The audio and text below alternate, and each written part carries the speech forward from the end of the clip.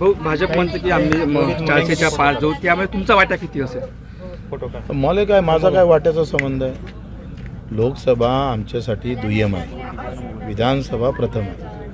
त्यानं त्याच्यात किती वाटा, त्याच्यात काही आमचा संबंध येत नाही.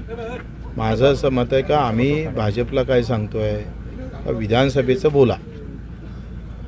विधानसभेची बोलणे नाही तर मग ते 400च्या वाट्या संबंधात मला काय संबंध येतो?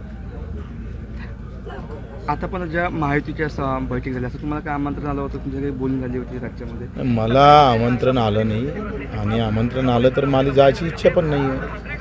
तुम्ही याआधी पण सांगितलं की मी महाराष्ट्रामध्ये 4 ते 5 जागा लढवेल, आता काय भूमिका आहे तुमची? आता मला असं वाटतं का एकंदरीत जी अवस्था आहे सध्या ती आमची लढण्याची नाही, मानसिकता नाही आहे. आमची मानसिकता आहे विधानसभेची. म्हणजे लोकसभा लढणार नाही?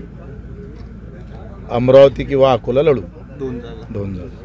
आणि यामध्ये त्यांनी जवळपास 32 ते 35 जागा लढवण्याचा मानस भाजपचा आहे.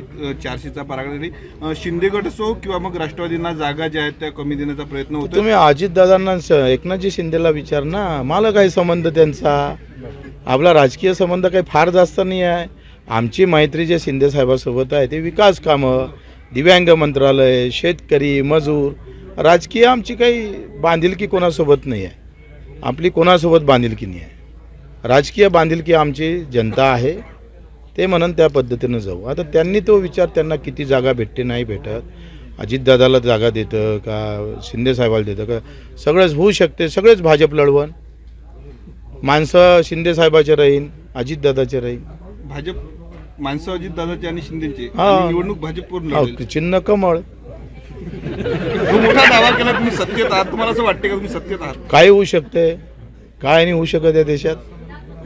मग तुम्ही तिकीट अगदी मागितल्या होत्या महायुतीतनं, आता कुठेतरी मित्रपक्षांना भाजप जवळ करत नाही असा आरोप आहे. तुम्ही सतत महायुतीत राहता, तुम्ही सांगा महायुतीचं सोडा. आता शिवसेनेनं 18-20 जागा लढवल्या होत्या आणि त्याच्यातल्या 35 जर भाजपच लढत असेल तर मग शिंदे साहेबाची शिवसेना दिसली पाहिजे का नाही?